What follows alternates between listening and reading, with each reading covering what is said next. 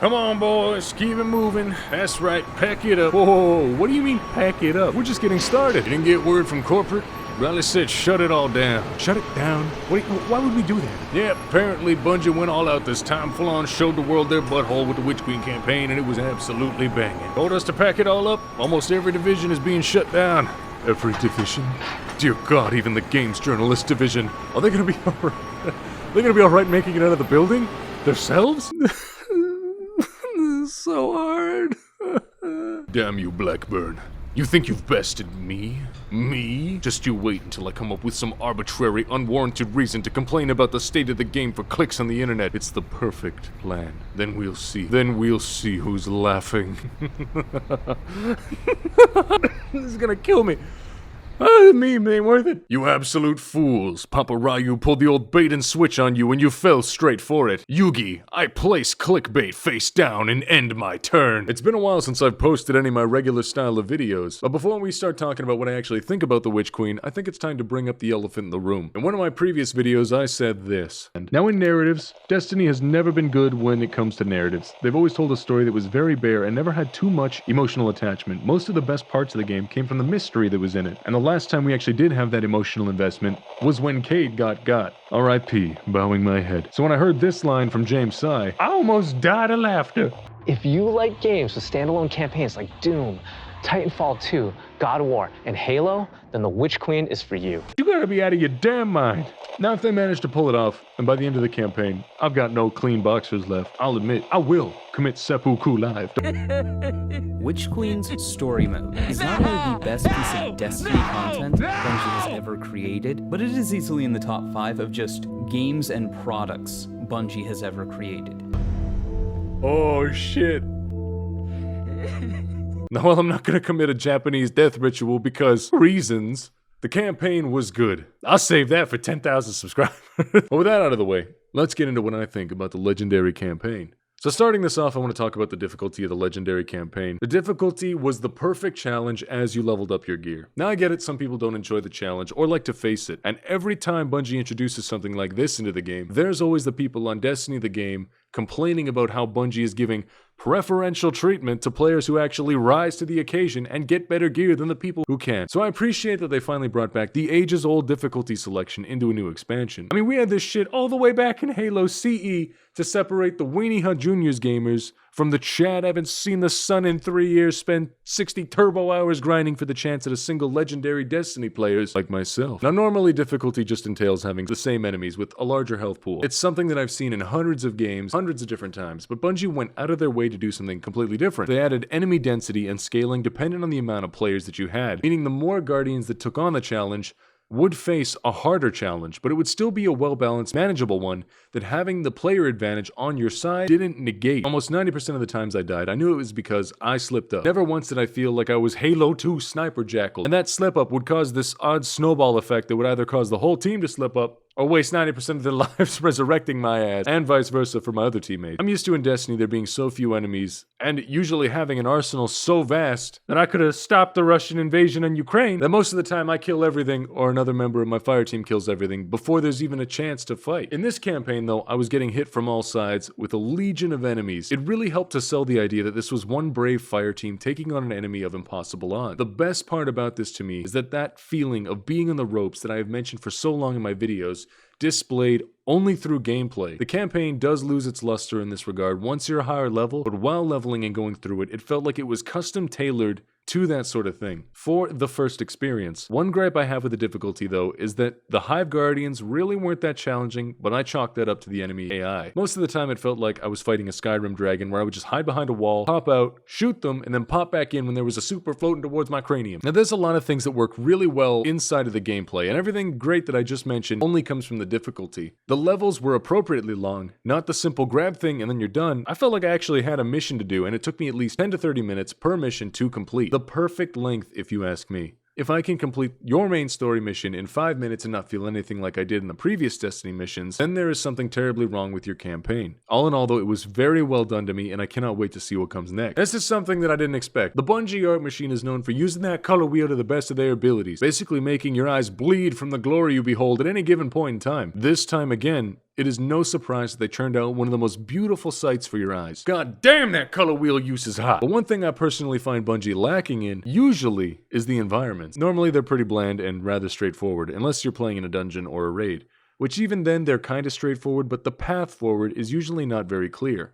And it usually takes some reasoning or some observational skills to figure out where you need to go. They decided to take that principle of narrow winding paths with hidden entrances and apply that to the entirety of the Throne World location. Now I love the environments and how in the distance if I saw something of interest, I knew that I'd be going there. It was a similar thing that happened in Dark Souls, when I would see a building in the distance and think, oh, it would be neat to go there, and then all of a sudden I'm there being molested by whatever demons Miyazaki and his demented mind cooked up. God, you're beautiful, Miyazaki. But now when I look around the other locations like the EDZ and Nessus, they just feel so bland and boring. Europa had cool locations in the snow aesthetic with deep reds and beautiful blues, but this color scheme, dear God. I love the level design. I felt like I was really exploring a castle or diving into these amazing set pieces with gorgeous backdrops that Bungie was known for almost all of their lifetime.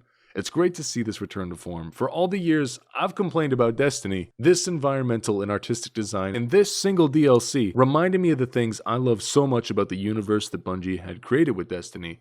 It was full of mystery and intrigue, taking me back to the old Dreadnought scavenging days, and the environment told the story just as well as the campaign did. Finally, I want to go over the story. So I might slip here and give a spoiler, but I'm hoping by this point you've gotten the chance to play through it. The dark and gritty nature of the story is something I've been asking for ages at this point. One of my favorite aspects of Destiny was feeling as though you were small in a universe that was much, much larger than you. Destiny slipped up a long time ago by making such impressive villains in Destiny 1 that our Guardian defeated, that everything that they would create afterwards felt like a small, meager bump in the road. I didn't feel like the Guardians were losing or had a big threat on the horizon for literal years. I remember all the talk in D1 that humanity is on the brink of extinction and the children are frightened. But ever since we took down these monumental threats like Oryx and decimated the fallen houses, I couldn't help but feel as though humans weren't in a dark age anymore. They also shifted the focus of the campaign off of you as a character and placed it more on the Guardian faction as a whole. While this is a neat way of telling the story, if you don't connect me with the faction in a meaningful way, it really takes away from the severity of the threat and makes my involvement feel less remarkable as an individual. In D1, everyone would slaw me now, like corn in the car. And that made me feel like I was a big factor in humanity coming back from the brink. But in D2, after the Red War, it felt like, oh, if I don't take care of something, I'm sure someone else in the Guardian faction will. No, I don't need to go in there. Esoteric will solo this raid boss with nothing but bottled Gamer grease he wiped off the back of his chair. My point is, they took away the importance of you as a character, making you feel as though you were a walking camera, just doing the Vanguard's errands. I wasn't fighting a threat to existence, no matter what the lore guys said the enemy actually was doing. This strike boss, he actually was using the power of time manipulation to distort the time stream and think of the teraflops, Guardian.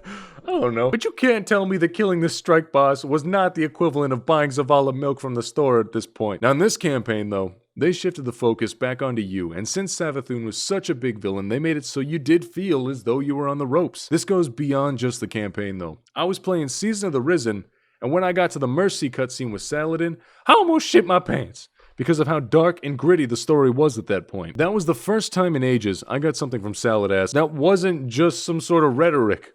The cutscene was an absolute banger and gave me more insight into this character. Decius and I thought it was going to be a simple 5-second cutscene and then we would wait a week until the next one. But after that cutscene, Decius said, God damn, where was all this hiding for years? I was not prepared for what went on up in the Cyanodrome. My point being, they're taking everything I've been complaining about over the course of my videos for the past year and making good on almost all of them. It is a great time to be a Destiny fan, but don't get me wrong, it doesn't come without gripes. Now I'm going to keep this brief and just state my thoughts on this because the DLC just came out and I don't want to be the kind of person to ruin other people's fun for no reason. Controversy is what gets clicks, but more often than not, many people take advantage of outrage. I'm not the kind of person to come out here and act like my YouTube opinion is fact, and you should all kiss my boots, you lowly peasants. At the end of the day, I'm just like you, and personally, I'm the kind of person that likes it when people are real with me, rather than lying to be nice to me. I also dislike it when people preach to me, which is why I think that you should let people enjoy things. If something doesn't work for you, and you do everything in your power to knock the wind out of someone else's sail because you disagree, that's kind of shitty. So when I say something I dislike or like, feel free to let me know down below in the comments what you actually think. I love hearing what everyone else has to say. That's why I always say in my videos, I'm not a games journalist or reviewer. I'm just one of the nerds on the ground floor. But here's what I think in this DLC is a little bit ugly. The campaign's length does not justify the price tag we were strong-armed into. Bungie wanted you to get the deluxe. You basically have to get it by locking the dungeons behind it. really taking advantage of people who are whales and do spend a ton of money in this game. While it's not my money to waste, it is a scummy practice by limiting the potential of people being smart consumers. That makes this campaign go from $40, which I believe personally is a good price tag for the amount of content on display, to around $100 if you're Canadian. Definitely not worth the investment up front, but hopefully they will hit that mark as time goes on and the seasons progress. There is something scummy about this. This is basically a way of them locking you into the content for the year when that content hasn't actually been shown yet. Second, the endgame is a little bit bland for the DLC. It's the same old stuff. I thought there would be a little bit more meat on this, but I almost did everything in a matter of 10 hours, which is kind of weak for a looter shooter of this caliber. The rest of the content will be drip-fed throughout the year though, so only time will tell if it's actually worth it. Hive Guardians, even on Legendary, are extremely easy to defeat, not pushing up or advancing, and that's something that I covered previously. So now in closing, if you were to ask me which one is more worth your money, the Witch Queen or Elden Ring, I'd say Elden Ring because I'm 5 hours in and the ending isn't even in sight. The game so far is banging. But while the Witch Queen isn't the best thing I've ever played, it's certainly the best in Destiny I've ever played, and honestly, I would even say this tops the Taken King if you played through this the way that I did. But those are my thoughts and opinions on the Witch Queen so far.